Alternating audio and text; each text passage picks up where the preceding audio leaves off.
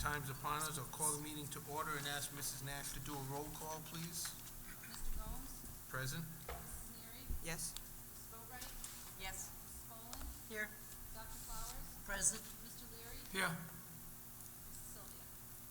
Okay, we'll now have Mrs. Boland lead us in the Pledge of Allegiance, please. If we all could stand.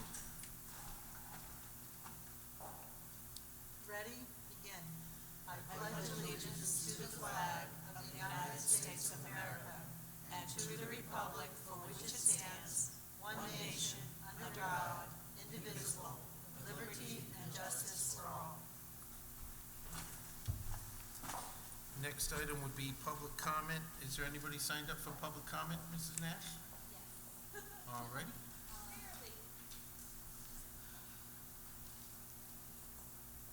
Yes. On school building. Okay, if you could just step right to the podium and identify yourself, and you have 3 minutes. Okay.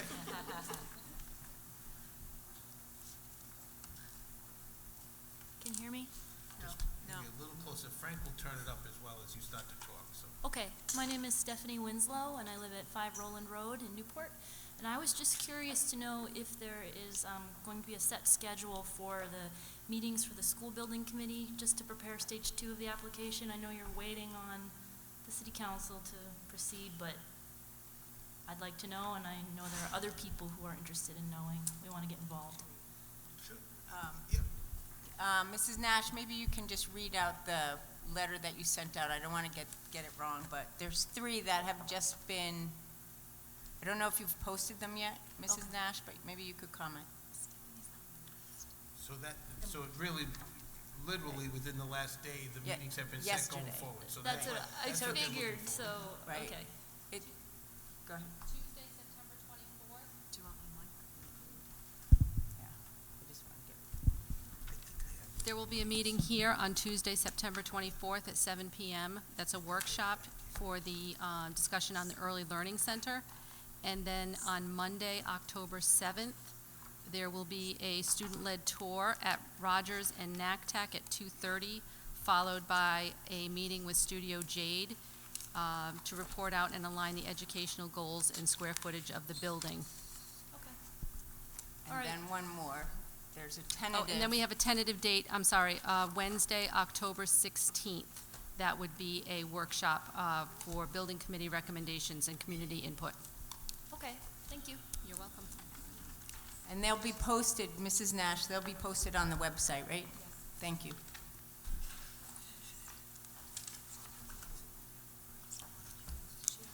Okay, any other public comment? No, there's not. Okay.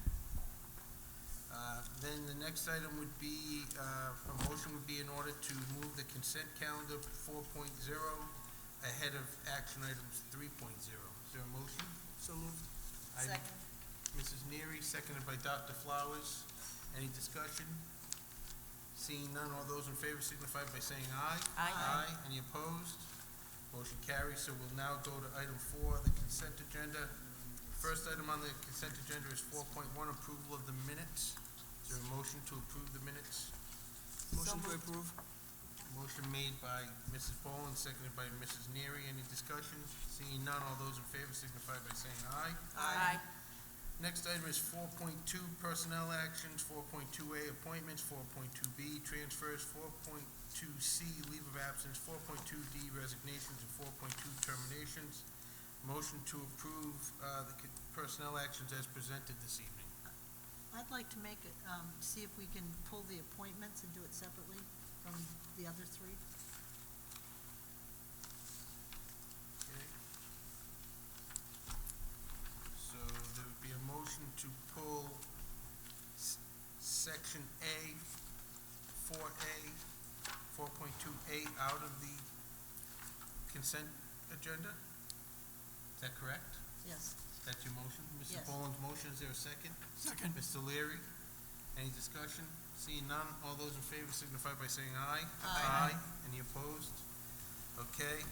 Prior to doing that, I will ask for a motion to approve the remaining B, C, D, and E of the consent agenda. Is there a motion? Yep, so moved. Motion to approve items B, C, D, and E in the consent agenda. Motion made by Mrs. Boatright. Is there a second? Second. Dr. Flowers, any discussion? Seeing none, all those in favor signify by saying aye. Aye. Any opposed? Motion carries. Back to 4.2A. Would you like me to speak on it? You can make your motion on it.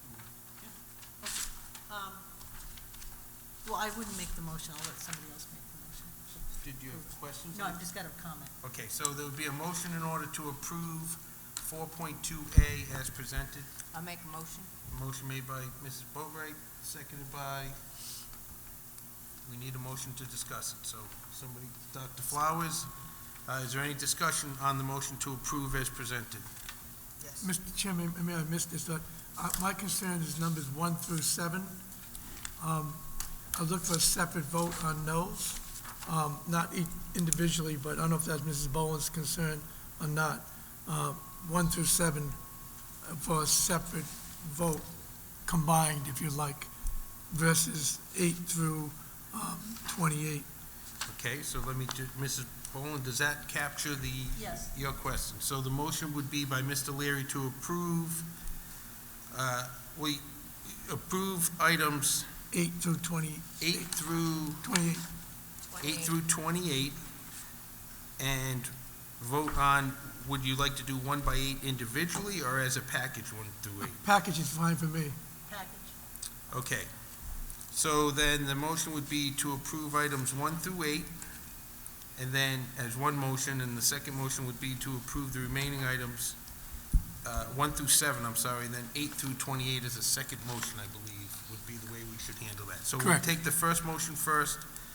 Is there, so we do have a motion, so we would need to amend the original motion and make a motion to approve 4.2A 1 through 7. Is there a motion to approve those as presented? So moved. Motion made by Mrs. Neary, seconded by Ms. Boatright. Discussion on items 1 through 7. Mrs. Boland. I'm really, I understand that we need people in spots and in front of students, but I also am very concerned about our budget right now, and I don't know that all the money exists to fill all those spots the way they are. And I'm not pulling anyone out in particular because that's the prerogative of the superintendent to, I'm not going to tell her which ones are important, which ones are not. But it is our job as stewards to make sure that there's enough money in the budget to cover everything. So I will not be supporting it tonight. Mr. Chairman, likewise, I will also not be supporting this for similar comments. Very, very concerned with the budget already. I'm only a few months into it. I want to be clear, this is not a vote against the candidates. This is a vote for concern for financial reasons for hiring. I think there's ways of a couple of these people being here, being done differently, and we would save significant money. Okay, any other questions? Mrs. Neary. I do have a question on 1 through 7. Maybe the superintendent can answer this.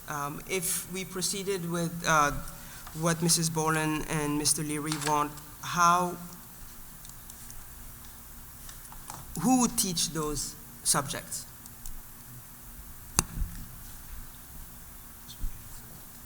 I have no idea. There wouldn't be anyone to teach them. So how would that affect a student, let's say at let's go with NACTEC or culinary? What would happen for a student who's in the culinary program? The students in the culinary program would not have an instructor, so we would probably have to put them in study halls. Okay. My concern, No, sorry, Mr. Chairman. Just let it, I'm not sure if Mrs. Neary is finished. I'm done. Mr. Leary. My concern is not all 7 of them. I think there's a few in there that we could do. Obviously, we do need to do the culinary, and they are one-year appointments. I was doing that in essence of time, speaking for myself, and we could vote in each one, 1-7 at a time, and I would say which ones I think we could change. But I was doing that for essence of time, for my reasons. So we have them packaged, let's see what happens, we can certainly go back to the motion if it fails. The motion as presented is 1 through 7, as presented, the motion, any other discussion? Seeing none, all those in favor signify by saying aye. Aye. Opposed? Nay. Okay. Was it 4-2? I voted 4-2. Okay, motion passes 4-2. Next motion would Thank be, next motion would be item 8 through 28 as presented, a motion to approve. So moved. Mrs. Neary, seconded by Mrs. Boatright. Any discussion on 8 through 28? Mr. Chairman, Mr. Leary. I would like to have the superintendent give us a list of how much, not the list and how much money we are spending on all these positions as we film. There's hundreds of these stipends. So if we get a list of everybody who has a stipend and a list of how much money is in the budget for stipends. Okay, you would like that going forward, Mr. Leary? Correct. or- Now, okay. obviously, I wouldn't expect that now. Okay. Yep. Very good. Any other questions? Ms. Neary? One question, only because I don't know, what is the difference between an instructional support team leader and a head teacher? I just don't know what the difference is.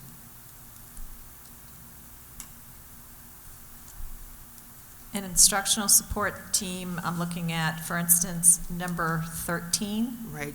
All right, that is at the elementary level, and that's someone that helps to facilitate the common planning time meetings and is kind of the point person for that grade level.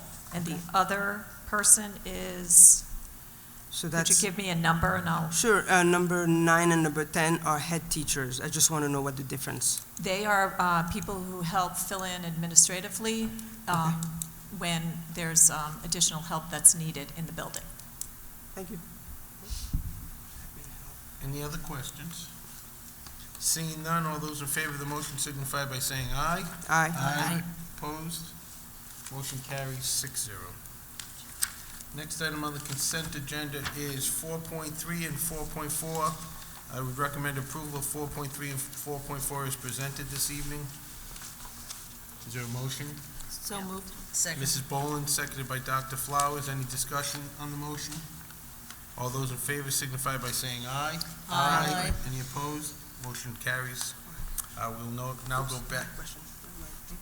What's that? I had a question, but never mind. Okay. We'll go back to action item number 3. First item under action items is 3.1, a request for approval of policy 5535 breathalyzer. It's a breathalyzer policy at the high school. On the second reading, is there a motion to approve as presented this So evening on the moved. second reading? Motion made by Mrs. Boland, seconded by Yep.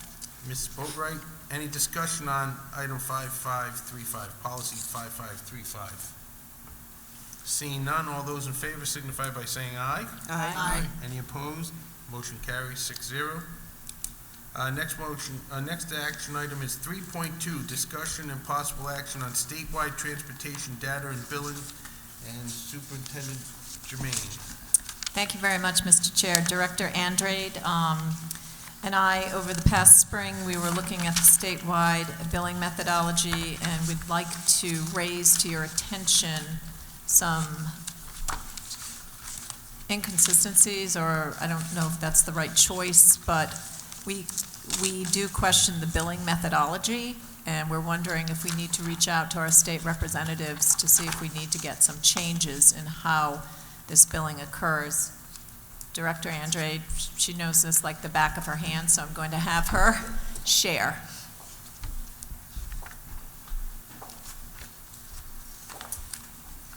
Hi.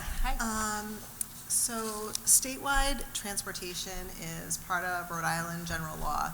So once the district engaged in statewide transportation, you're obligated to stay forever, based on the way that the law is written. So even if we could get another contract that was cheaper, we're not allowed to under state law. The way that they calculate special education transportation is that they calculate the mileage for each student who's riding on the bus. So it doesn't matter if we live next door to each other and we're both going to the same school, if it's 20 miles from our house, then it's 20 miles for me and 20 miles for her, even if we're going from point A to point B same time. So for ease of math calculation, so what they do is they take all the mileage for the city of Newport. Let's say that's 100 miles. It's a lot more than that, but let's say it's 100. And then they calculate what it is for the entire state. So let's say that's 1,000 miles for the whole state. Then they figure out what the total cost of special ed transportation is for the whole state, and they say, well, Newport, you take up 10% of the mileage, so you're gonna pay 10% of the whole bill for the state. So it's not based on just our students, it's based on our percentage of mileage throughout the state. So the way that statewide transportation calculates that, it penalizes every district that's on the outskirts of the state. So it benefits Warwick and Providence and Cranston, Pawtucket, all those cities that are in the middle where a lot of our out-of-district placements are located. But for us, we don't have any out-of-district placements located in Newport. The closest one is Bradley Portsmouth, and that's still quite a distance because it's at the far end of Portsmouth. So when we have to try to send students out, our students are limited by distance, time, and there's not a lot we can do about it because everything is far away. So during the spring, when we were looking at our expenditures, and we were looking at the costs of transportation, not only were we looking at the costs of our local transportation with Durham, we also started to investigate more with statewide. And you'll see Director Andrade was kind enough to provide, you can take a look at how much we actually spend on the statewide transportation. So if you just look, I'm going to let you read. Okay, go ahead. Okay, so statewide transportation, they provide transportation not only to students who are in special education out-of-district placements, but they also provide the transportation for the career tech. ESSA are the students who are in foster care, and then displaced are the homeless students. So as you can see, they charge us exponentially more for the special education transportation. And again, we just can't do anything about it. They don't, Can I ask a question? Ms. Boatright. Thank you. So when we started this process committee, and we have been over to Middletown and reaching out to some other districts, and many other districts don't use them, you're saying that they never use them, or Right. So North Kingstown never participated in statewide. Westerly never participated Middletown in never. statewide. No, they do. Middletown Special Education participates in statewide. 'Cause They don't do it for their, the students, so their special education is different because they're part of Newport County Regional Special Ed. Mhm. So when they have a student from Middletown who goes to, say, Bradley Portsmouth, their local bus company provides that transportation, basically because they're already crossing those lines for their typical special ed students who are still in district. But if they have a student who's leaving Middletown and going to Bradley, South County, they have to use statewide. Okay, because they were saying that they, in the conversation we had, that they are no longer doing that, but, so, in the recommendations that are on this document that you emailed us, those are your specific recommendations? Those recommendations were actually provided by statewide. That's what, so it Yeah. seemed that way by the way it was written. So it sounds like they're saying that you should look at in-district bus usage. For CTE, for ESSA, for the displaced students, but we cannot do it for the special education students unless the law is changed. Okay, well, I would like to make a motion, or how would we go forward with that, Mr. Chair, to have them Motion do would be that? in order? Motion, okay. Yeah, well, there's Go ahead, go with the motion.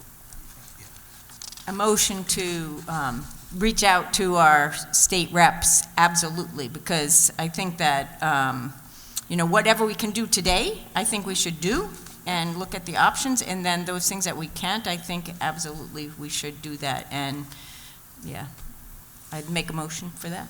Could I just ask, maybe perhaps your motion would be a resolution that we could have for next month's meeting to ask our state reps to look into that? You Yes. could reach out at the same time, but Okay, yeah, we could, resolution would be sure. from the, Okay. but that's second part of it, so. Okay. You have a motion? Yep. So is it a resolution or are we doing a resolution or reaching out? Why, if we can't do a resolution tonight, correct? The motion, So I'm sorry, I the would, motion. the motion is to reach out immediately, and then we can tell them we're going to be putting a resolution forward at the next meeting, but, does that sound good? Yes, that sounds good. Is there a second on that motion? Second. Motion been made and seconded. Questions on the motion? Mrs. Neary? Yes, I think, for Director Andrade, I think it'd be, if we could have the cost on, if we took on some of the transportation for ourselves, if we could have the cost on that, how many extra buses would that mean based on what we currently have? What would the cost for that be? So that's something we could add to any future potential resolution. So if you could have the cost on those extra buses, that'd be great. I assume they're extra buses, they may not be extra buses. It would be. Right, so how many of them would there be? So it'd be nice to know how many of them there would be, what the cost of those extra buses would be, and then what the difference is then between continuing all the way through statewide and breaking it out with us and those extra buses. I think that information would be helpful for any future resolution, because we can say, here what our costs look like. I would like to have that. We also may want to talk to our neighbors, because before this was put in, and this was put in by the General Assembly as an initiative to improve efficiencies across the state. But before we used to do something like this, it was very common practice for the 3 Aquidneck Island school systems, if we had children going in the same direction, we would only be sending 1 or 2 buses off the island, and we would drop the children off. And then we would share the costs among the 3 of us, which back then were much less than what we're being charged. So that's another thing. I will reach out to my superintendents on the island, and I know I've already asked Director Andrade to speak to her association, because I believe her association has been raising this challenge as far as in a budgeting area. So what you're saying is you'd give a couple of alternatives that might be viable that we could take forward to the state legislator and possibly put into this resolution? Is that, okay? That would be great. Any other questions? Mr. Chairman? Mr. Leary? There's too many, I'm always against saving money, but there's too many variables in this right now. And we also, everybody knows we have a part-time legislator, so they don't even start till January. So you're going through this year, and I don't know how quick it's gonna get information back to them. So you got a while for this is gonna happen. So I think we should be doing all these things like crossing the buses, talking to our neighbors first before we do any motion going forward. So for those reasons, I will not be supporting this. Very good. Any other discussion? Dr. Flowers? I understand Mr. Leary's point. However, we have our area legislators who will say quite often, we want to work with you, we don't know the issues unless you let us know, and I think this is a perfect opportunity to at least have some kind of communication to resolve this, because this is a very, very important issue. I think we should take that opportunity. Very good. Any other discussion? The Mrs. only- Boatright? Yeah, buses are not teachers in front of students. It's something that is a real area that we need to figure out how to optimize it and reduce those costs, so thank you. Any other discussion? Seeing none, all those in favor signify by saying aye. Aye. Opposed? Hey, 1 opposed. 5-1. Next item on the action items is 3.3, request for approval of the Evergrow Behavior Solution Agreement. Is there a motion to approve it as presented this evening? So moved.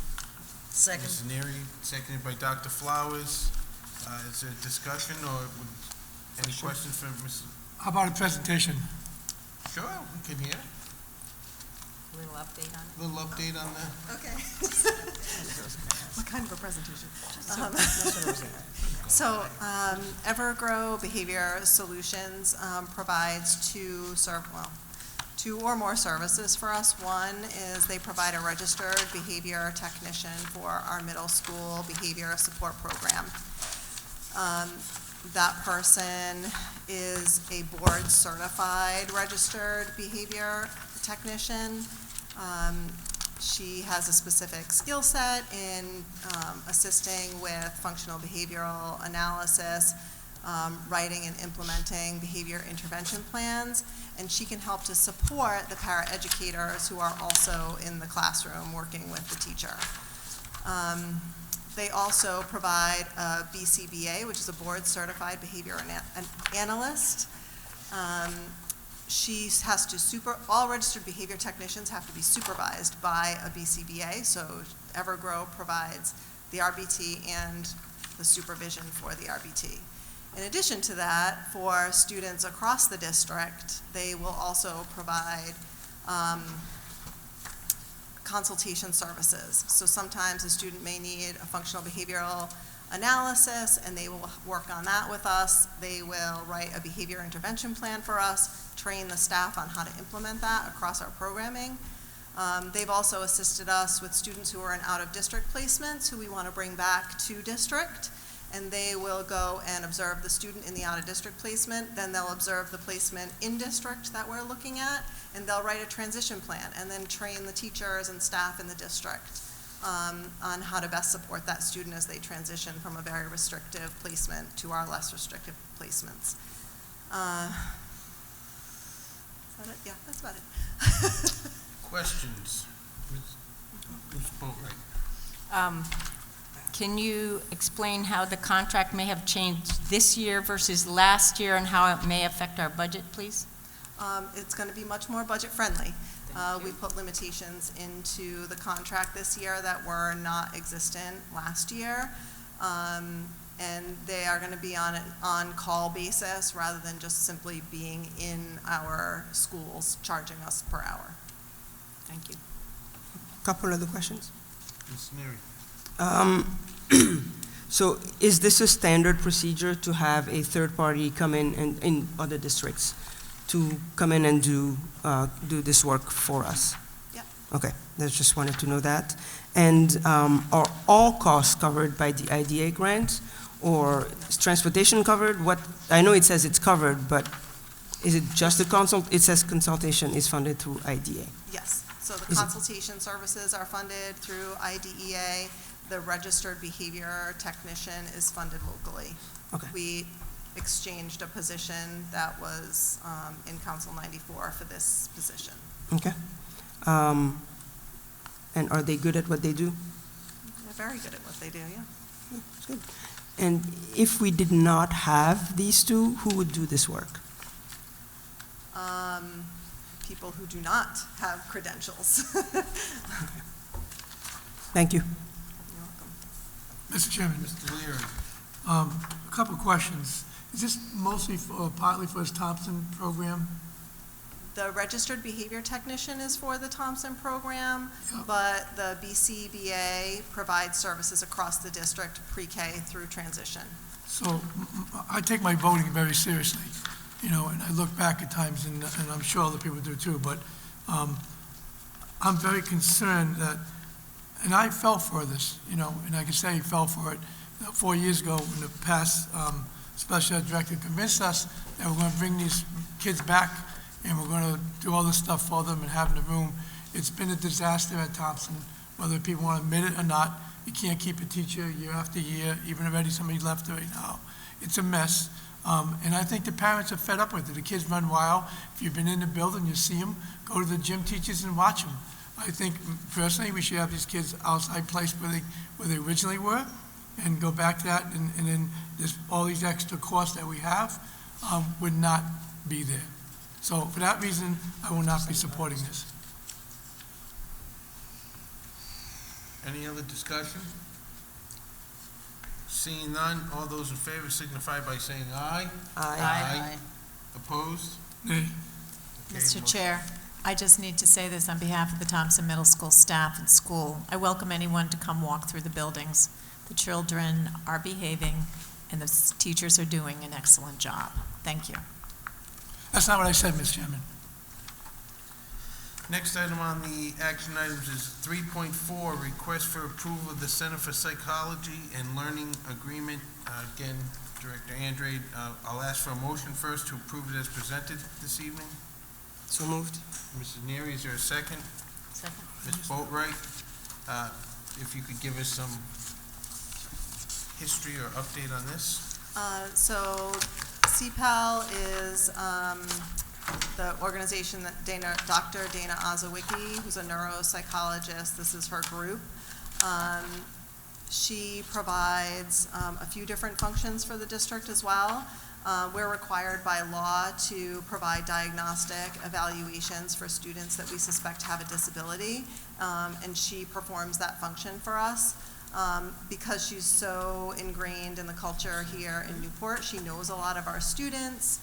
She knows all the staff. People are very comfortable with her coming into their classroom and doing observations. They do spend a lot of time doing that for us in the classrooms, where a lot of times if you contract with someone who is not so closely affiliated with your district, the evaluation happens completely off-site and the school is not really involved very much in the evaluation, and we still have to pay for it. So one of the big functions that Dana Ozowicki provides is to perform those diagnostic evaluations.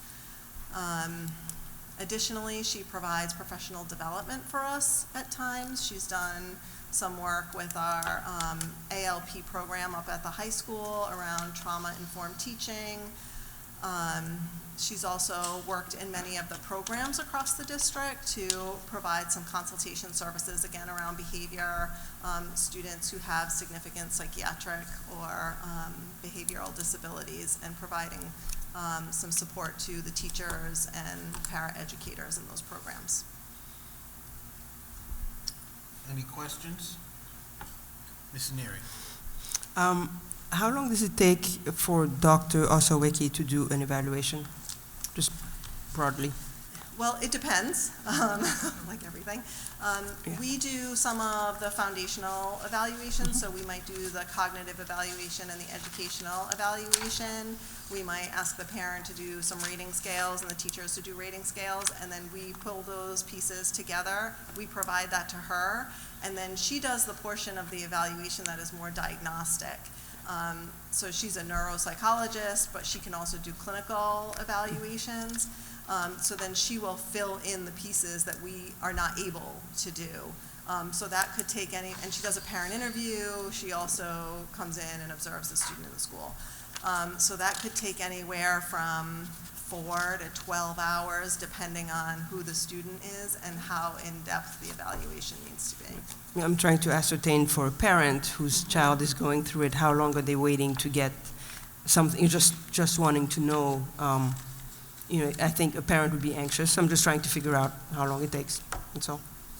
I do have a question. How many does she perform a year?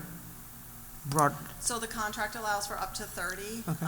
It's variable year to year, but I would say somewhere in that 25 to 30 range. Yeah. If the contract allows for 30, if it allowed for more, would we be doing more? I'm just wondering. No. So that's No. about where we are, Yeah. 25 to 30, Yeah. okay. Yeah. Okay. And last question, it's just because it's all interesting. You said sometimes she's able to offer professional development. When and how does that take place, and who gets to take part in it?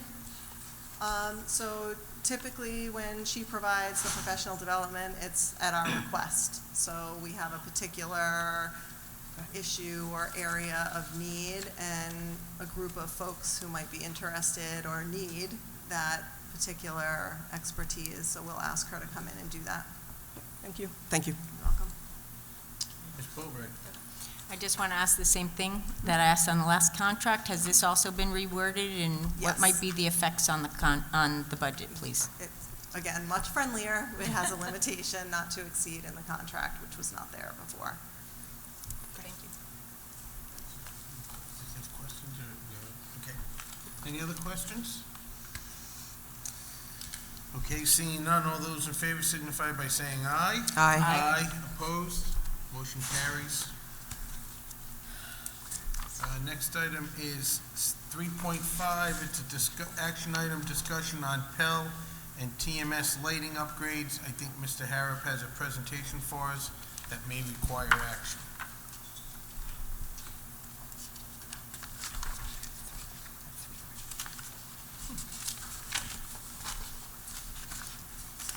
Good evening, Tom Harrop, Superintendent of Facilities. So really, this is not really a total presentation with any kind of slides. It's just going to be kind of an overview of the program by Mr. Jerry Drummond from National Grid. He is the subject matter expert, so he could much better answer any questions that you may have on the program.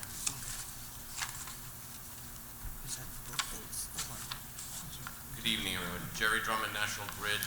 My job for National Grid is to work with all the state agencies, all the municipalities, public schools, water, wastewater facilities in the state of Rhode Island. So I hope to share with you what some of the other districts are doing in the state. Mr. Drummond, can I just ask you, can you just pick that mic up just a tiny bit so we can, there you go.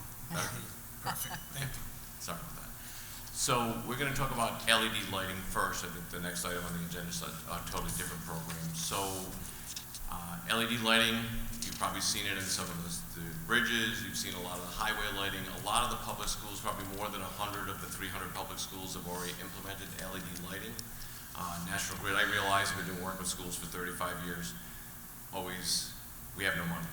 So we're going to talk about the funding opportunity that we have right now. So National Grid will pay between 25 and 30% of your investment. I think it's 20 to 25%, excuse me, of the investment as an incentive or a rebate through our incentive programs.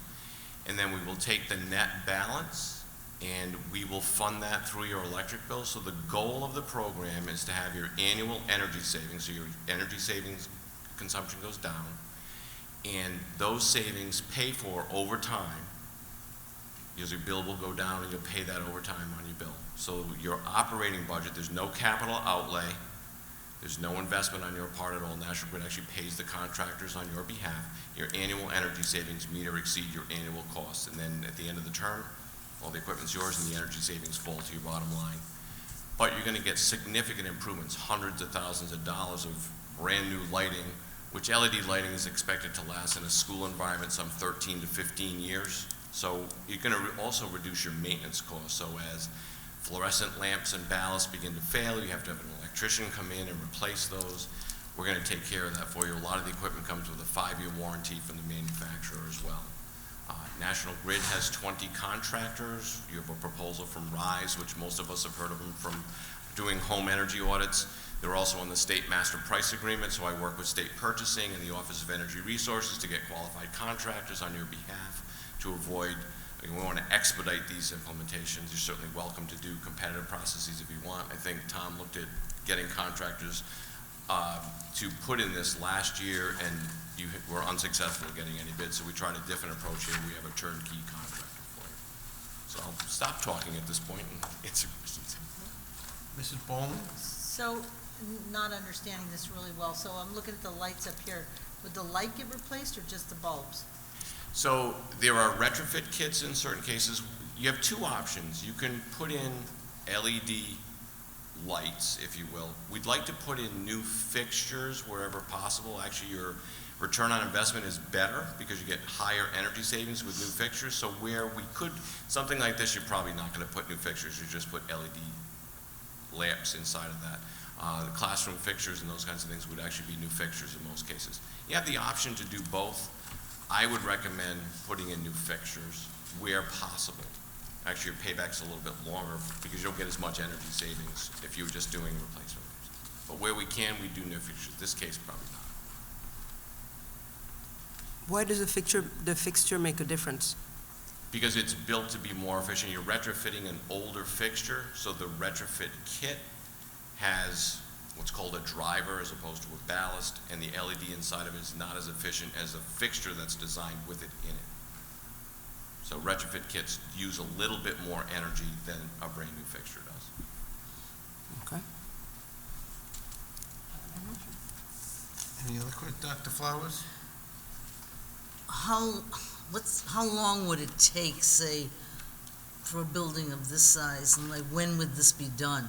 So they typically do it, they'll coordinate certainly with Tom and the staff here. Typically, they're done second shift, so we don't want to interfere with students, obviously. So they typically do a 3 to 11 or 4 to 12, whatever works for you. Again, we've done over 100 schools in the state, always coordinating with them. I mean, obviously, if you had a nice long holiday, we just got through with the summer, that would have been the best, but it also interferes with the cleaning and getting ready for the new school year. So it's all coordinated. Probably looking at 6 to 8 weeks of actual time. Certainly the material has to be ordered and brought into your facility as well. So you're probably looking at 10 to 12 weeks from the time you sign contracts to the time we actually implement it, and you begin saving money. And again, you don't begin to pay back anything until the project has been completely installed. National Grid sends out inspectors to make sure the work was done on your, on your behalf per that, and then you sign off on that. In the following month, you'll see the energy savings, then you begin to pay back that. Mrs. Neary?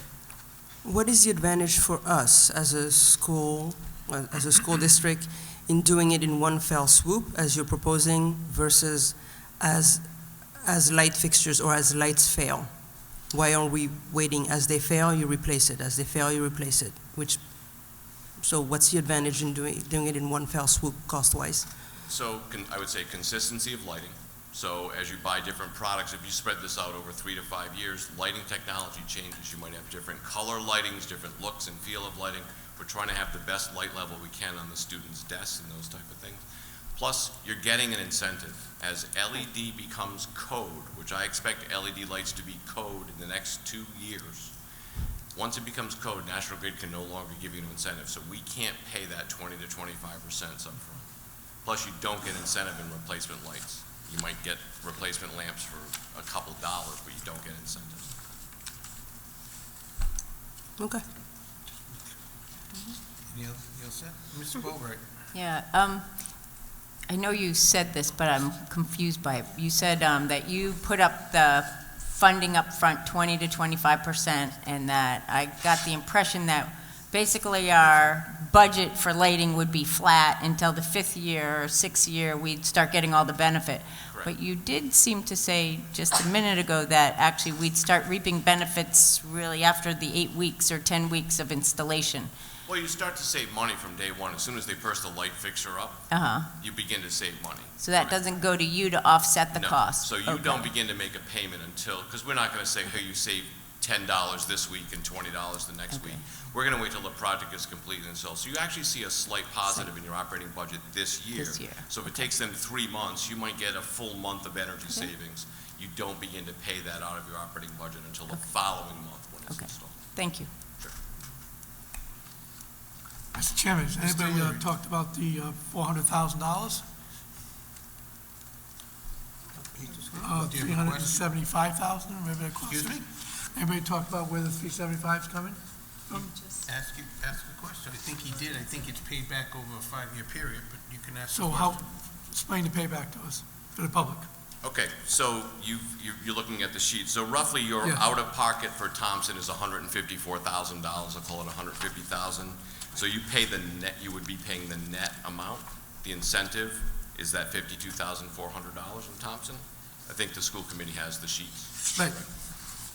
And it's about $64,000 in incentive and about $109,000 for this facility. So the way that works is National Grid actually pays on your behalf. Once we've done that post-inspection, once you've accepted the project is done, is complete, we make the payment for both the incentive amount. So for Thompson, it's $52,420, and then the $154,325 net cost, giving the contractor to $206,745. So if you were paying cash, that's what you would pay. And then you would pay on a monthly basis that balance of $154,325. I would probably spread that out over 6 years for you, giving you a slight positive cash flow each and every year. because it's a 5.4 simple year payback. We'd probably round it up to 6 years. So you're always in a positive cash flow. Your energy savings always meet or exceed your annual cost. That's the design of the program. So where in our budget was a line item for this? You're going to take this out of your electricity budget. That's where it's coming from. So you're, rather than paying National Grid $200,000, you might be saving, you're saving $22,000, you'd be saving, paying $178, and that remaining savings is what you use to pay. It's still going to show up on your National Grid bill as a separate line item, but again, it's budget neutral. So explain that again, General Public. So if our budget is $200,000, Correct. and we're paying $175 for a round number, so we're going to pay $25,000 the first year, it's all? You're going to pay the $175 for the energy charge because now you've reduced your energy cost Right. by $25,000, but there'll be another line item on your bill for roughly $20,000 or $22,000. That's to pay back the loan. So that's the. For how many years? 6 years in this case. 6-year loan. Yeah, I always want to put you in a pot. I could make it 5 years, but you're going to have a slight negative cash flow. I always want to see your annual savings exceed your annual cost. I'm always looking for savings, but I'm not sure I can support that at this point. Sometime I could. I would like to check with the 100 schools you said you've done? You've done Yeah, 100? 100 schools. I There's would some like to districts that check have done with the every 100 building. schools and see what they have. The reason I say that is because 10, 12 years ago, when I sat in this committee, they convinced us to go from oil to gas. And I think that was a good thing at the time. It was like $4 a gallon for oil. You know, now it seems that oil is as reasonable as gas is, and we took out $1 million loan to convert garages from oil to gas. And I think we're on the last years of paying it, if it's not paid off. So I'm not sure how I can support this. I hear it, it sounds good, but I would have to see some other schools and contact other schools to see what is done. Yeah, and just you can down to Middletown if you want. They've already done several of their schools. There's plenty of schools you can talk to. And the price of natural gas, just so you know, right now is still more cost effective than oil, just to put a fact out there. Yeah, but I went off for a month around here. Okay. Any other questions for Mr. Drummond? Seeing none, all those in favor, I would recommend a motion to approve as presented tonight for new fixtures at Pell and Thompson. Is there a motion to support that? Yes. Motion by Ms. Boatright, is there a second? Second. Mrs. Neary, any discussion on the motion? Seeing none, all those in favor signify by saying aye. Aye. Opposed? Hey, One opposed. Motion carries. Thank you, Mr. Drummond. All right, I think I'm standing here for the next agenda item. So we'll move right into 3.6, and you can give us your, Okay, so now we're going to talk about gas, and we're going to talk about heating, and I know it was a beautiful day today, and some of us can remember last winter when we had a little gas issue on the island, and I happened to be on call for National Grid, so I got the first phone call. So what we've been asked to do by the Public Utility Commission and the regulators is to work with our top 10 gas users in the state to come up with a program that is called demand response. So if we're anticipating a high gas usage, those that can help us out and lower that usage there's two programs. Newport Hospital, for example, has dual fuel. They can switch over to oil, they can take 100% of their load off. You don't have that ability here. So I'm looking at working with the three high schools, Portsmouth High School, Middletown High School, Newport High School, and then actually Middletown's middle school is one of the top 10 users on the island. So what we would ask you to do, and we're going to pay you for this, is there's a 5-month program, November through the end of March or through April 1st, that will pay you a monthly stipend for being on standby. And then if we call, we'll let you notify you the day before, and we're going to ask for 3 hours of gas reduction, and we'll reward you based on the amount of gas that you can offset for those 3 hours. So this is how I would envision it in a public school. We notify Tom and his team that tomorrow's an event, and you have this type of scenario now. If you were going to do maintenance on a boiler, you would come in, you would actually heat the building up to maybe 73 or 74 degrees, so you sort of overheat the building early in the morning. You would physically shut off your boilers at 6 o'clock. I'd still want you to use gas for domestic water and any cooking that's done in the school. So we'd physically shut those off for 3 hours. and then at 9 o'clock, you can go back to your regular consumption. And for that, you would make somewhere, if we called you 4 times, I would anticipate you'd make somewhere between $15,000 and $25,000, depending on the gas consumption, for being available for that program. Now, this is purely voluntary. If you had an issue where a facilities person couldn't come in early in the morning to heat up the building, you wouldn't participate in that event. You also wouldn't get paid for that event. So it's 100% voluntary for you. We're trying it with all the schools. It's a pilot program for us with the Public Utility Commission, but I think that'll take the load off those few cold days. And again, if the building did get cool at 8:30 in the morning, you certainly could turn the boilers back on, and you just won't be paid for that half an hour or so. So I think it's a win-win. It frees up some money within your operating budget. Tom feels very comfortable, sort of the other maintenance directors in Portsmouth and Middletown, that they can do this at a very low cost to have a person come in a little bit early and do that. So that's what we're asking for here. There's an application that I fill out, and then we put in special metering so we could actually monitor the gas consumption or reduction in those periods of time. Any questions for Mr. Drummond? Ms. Neary? I'm trying to make sure I understand. So you are asking us and Middletown and Portsmouth and Newport Hospital, well, actually not Newport Hospital, to help National Grid in the event that National Grid has a problem sending out gas to other places. Is that ultimately what you're asking? I'm going to ask you to support your community. So we're trying to minimize your investment. Let me hear me out. I'm going to answer your question. Because if we need more natural gas on the island, we have to run new gas lines and bigger gas lines, and we have to pass that cost on to the ratepayers. What we're looking for here is a way to minimize that. So on peak days, where we can't get enough capacity in our lines, as they exist today. Again, we can build new infrastructure, we can put new gas lines in, but that ultimately goes to the ratepayer, as regulated by the Public Utility Commission. So we're looking for a program where we can take those few peak times, as opposed to spending millions or tens of millions of dollars upgrading the gas infrastructure. Right, that's what I wanted to hear. So we are helping you as National Grid, because it's an outlay of money for you for National Grid, not you personally. It's an outlay of money for National Grid to install new gas lines. Yes, it comes up in our rates as consumers, but it's an outlay of money, it's a large outlay of money to get bigger gas lines into our communities. What happens on those peak days if we're cold, if the students are cold? No, you can turn on but it's purely voluntary, 100% voluntary. Again, the Navy base and Newport Hospital are going to do the majority of the work here in Newport. Yeah. They really are, because their gas consumption is so much larger. But we're trying to be fair and equitable to all of our stakeholders. You happen to be one of the top 10 users in gas, and this is a pilot program where we're trying to see, does this work? We may find in Rogers, it doesn't work. We may find out it works beautifully, and you say, hey, we just made $22,000 last year by participating in this program. We don't know how it's going to work until we try it. Right. Very speculative. Mr. Leary? No. Any other Yeah. Dr. Flowers? How, you said the peak usage time, how long in number of hours would the typical be the length of time that the heat would be off? It's only 3 hours. So we have two programs, Okay, right? that's It's what I just, wanted to- the program I'm recommending for you, I mean, we have one you can offset for the whole day, which Newport Hospital is very applicable for, because they can literally hit the switch, they can burn oil, and they're off gas the whole day. Yeah.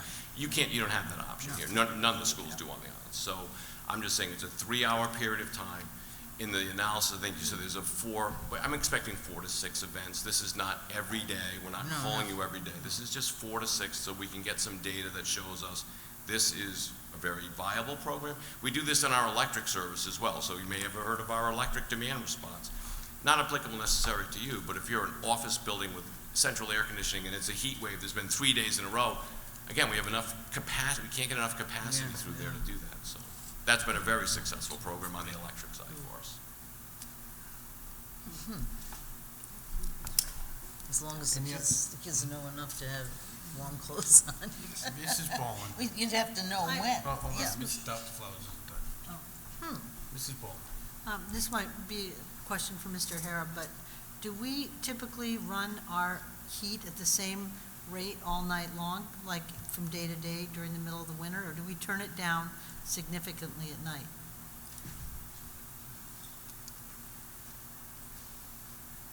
So that will actually bring up another whole project that we do need to do, that I know that also City MIS and IT are looking at, that you need new J systems and new control systems for the heat. Because right now, they're not working as efficiently as they should, but typically you have setbacks where we were turning the heat down at night and during hours that the building is not used, then we bring it up in the morning. But what Jerry was saying about shutting the heat down is very real. So I can't tell you the exact number because I don't have it off the top of my head, but every time, as an example, that we have a broken heat line or something go wrong in Rogers, we do exactly what Jerry was talking about with this program. We go in early, which typically there's a custodian in by 5 a.m., and we heat the building up extremely high to the mid-70s. We have to shut the heat down at that point because they cannot work on the heating system when it's on. And there are times where we leave it down for 4 to 5 hours and we have negligible heat loss during that time. So it is something that we do on a regular basis because, quite frankly, we're constantly fixing the heating system at Rogers. But it's something that you could gain some benefit out of in saving on the operational line, keeping a little bit of money, and, you know, true, also helping out National Grid. But it is something that we've done on a regular basis. So, does that answer your question? Pretty much, I just didn't, the question was also about whether we do try to keep that temperature down Like I at said, night. we do have setbacks in all of the schools where You we do, try to okay. bring the heat down at night so we're not burning it as much gas. And then when it comes back up, it's all computerized, it's set in the system, we have the automatic setbacks. Mr. Harris, while you're up there, just a quick question. And I'm not sure, but none of our schools are set up to be dual fuel for the heat? No, Okay, we have no dual fuel at all. thank you. I have one. Mr. Neary, go ahead. One question, you anticipated, you think, maybe 3 or 4 or 4 or 5 events during the year. What's the temperature? Like, how cold is it getting for you? How are you getting to that number? They're going to look at the outdoor weather conditions. So yes, it will be on the colder days. You're probably looking at 10 degrees anticipated. That's why we're going to overheat the school to say 75 degrees. It's going to cool down just like your home. Yeah. When you turn the heat off or set it back at night. But it doesn't go from 75 to 65. I mean, it takes time. And quite honestly, at a school, once you put in all of the students and turn the lights on, It's hot. you're actually generating heat in that building. You're not losing heat. Right, I'm sorry, I think I misspoke. I'm trying to figure out how you know that, how you are anticipating the 3 to 4 days. What is the outside temperature? I assume you have data that shows you that in Newport or in wherever there are these many extremely cold days. That's what I'm trying to figure out. How do you know the 4 to 5 or the 3 to 4? That's what I'm trying to get to. I understand the building will stay warm, I get that. I'm just trying to figure out how you get that number, because we're having a conversation about potentially saving money on 3 to 5, let's say 3 to 5 event, which may potentially give us, if we're good stewards enough, maybe up to $25,000 per event. So you put that number in people, so that's 5 times 25. No, it's not. It's 25 for the whole. Yeah, term. see, then that's Okay. not worth it. All right, so it's 25,000 just for the program, basically as an incentive. If you participate in the 4 to 5 events that we call, correct. What if you participate in one? Because it's voluntary, and so let's say we do one and we realize we're able to do it on this one particular day. We can, heat up the buildings. They don't cool off they don't drop the temperature too badly. It's fine. But then a couple of other events happen and you give us a call and you say, can you do it? And we go, nope. And can you do it? And we say no. So then what happens? So then you're Is it earning about 60% of your money just for being available, so that there's no participation at all necessary. Okay. Then you get paid per event to help with some of the costs, sending in staff early, those kinds of things. Right, So- okay. So if you don't do that, you might only make $15,000 if you only participated in one event. Right, I'm just trying to figure out the math. Mr. Chairman, Mr. Leary. Mr. Happ, I have a question for you. Mr. Gomes, a minute ago, said we have no dual fuels at any of our schools, and you said yes? I said, yeah, he's correct. If I remember correctly, we took that boiler out of Rogers, which I just spoke about, we kept one boiler there in the tanks of oil for backup. That boiler that is left there is completely defunct. It is not operating. It hasn't been operating since before I was employed for the city of Newport, which has been nearly 4 years now. So it would be an exorbitant cost just to have that brought back up to where it could be used. So right now, you, in essence, have one functional boiler, that is gas, at Rogers High School.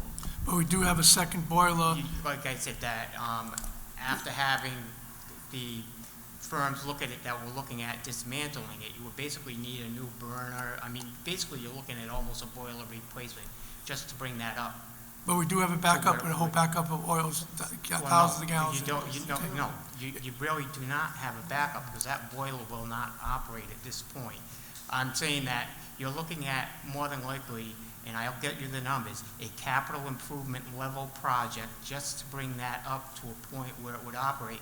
And because of the age of it, it certainly would not be anywhere near as efficient as a gas boiler. Totally understand that part, but we don't know. It's been sitting for 10 years. It may be a big part, maybe not be. I'm not questioning. The question is, we do have a backup. It may not be efficient, it may not be good, but we do have a backup, and we do have backup oil tanks full. Well, Yes, yes. no, Yes. So, There were oil tanks? Yes. again, my understanding is we do not have full oil tanks there, that they were drained. And again, I don't consider a boiler a backup boiler if it's not functional. Because that's like saying you have a backup car with a dead engine. It just doesn't work that way. The amount of work would be exorbitant to really truly be able to say that you have a backup boiler. And I just can't stand here and say that you do have one because it wouldn't work at this point in time. Thank you. So a motion would be in order then to approve the agreement with National Grid as presented tonight. Is there a motion? Yep. Ms. Boatright? I'd like to put that motion forward, please. Is there a second? Second. Mrs. Boland, any discussion on the motion? Seeing none, all those in favor signify by saying aye. Aye. Opposed? Nay. Motion carries. Thank you very much. Thank you, Ms. Drummond. Thank you. Okay. Yeah, so it was four, one. 4-1, Mrs. Neary I abstained. abstained. Next item on the agenda would be correspondence. We have no correspondence for the month. Next item after correspondence is into Section 6, reports from the superintendent. And the first two up are the expenditure and revenue reports and the Newport Public Schools restricted grants report. The reports in front of you this evening are minimal as far as they just reflect what we've done throughout the summer. The next month's report will show you a more significant changes. At this point in time, we are finishing up the 19 budget, and next week, Finance Subcommittee will have a meeting with the city to take a look at last year's fiscal year, and in front of you tonight is the 19-20 budget. It entails all the salaries and benefits for all the FTEs that we have on the board and those that are not even hired, as well as balancing our 5,300 through 5,800, which is our operational budget at this point in time. We do not at this point have, everything's fine, it's just been a matter of time. We're getting our restricted grant fund done, and you'll have that next month. There's a motion to accept the reports as presented tonight. So moved. Dr. Flowers, seconded by Mrs. Boatright. Any questions on the reports in front of you? Mrs. Neary? Have all of the bills from last fiscal year come in? Yes, well, everything has come in to the best of our knowledge, and then what happens is the city finance director sets a date, and then as of that date, for instance, I'm giving for instance, July 25th, everything has been billed to the FY19 budget. To FY19, so it's not Correct. hitting, so we don't have anything, we don't think we have anything coming, that's an FY19 that's going to hit that's an FY18 that's going to hit FY19. Correct. As of this point, we are not aware of any outstanding invoices Okay. as of this day. Right, thank you. Any other questions? Seeing none, all those in favor signify by saying aye. Aye. Opposed? Motion carries. Next one is 7.1, meeting dates. We have Monday, September 16th, there's a TAN negotiation session with the subcommittee at 5 PM. Tuesday, September 17th, there's a Newport School Committee workshop on cell phone usage in the schools. Wednesday, September 18th, there's a TAN negotiating subcommittee once again at 5 PM. Thursday, September 19th, there's a Newport School Committee, Newport City Council Liaison Subcommittee at the Police Department Assembly Room at 5:30. Tuesday, September 24th at 7 PM, there's an Early Learning Center workshop at Pell. And Monday, October 7th, there's that's the next regularly scheduled Newport School Committee meeting here at Pell School. That's And it. before that, at 2:30 is the walkthrough of Rogers Career Tech and the discussion about the sort of right sizing of the new building. Okay. October 7th. That's it on meeting dates. There is no business for executive session, so the next order of business would be a motion to adjourn. So Can moved. I make sure you make it clear that that's a Monday, October 7th, because of a religious holiday on the Tuesday? Did you say that? Sure, go right ahead. Oh, sorry, because we just learned this the other day, that the next regular meeting is on a Monday because it's a religious holiday on Tuesday. So the October 7th is a Monday. Very good. A motion is ordered to adjourn, I believe made by Mrs. Neary. Is there a second? Second. By Mrs. Boland. It was made by Oh. Dr. Flowers. Dr. Flowers, I apologize. Dr. Flowers made the motion to adjourn. It was seconded by Mrs. Boland. Any discussion? Seeing none, all those in favor signify by saying aye. Aye. Any opposed? Motion carries. Meeting adjourned. Hey, look at that. It's under, guys. Check the clock.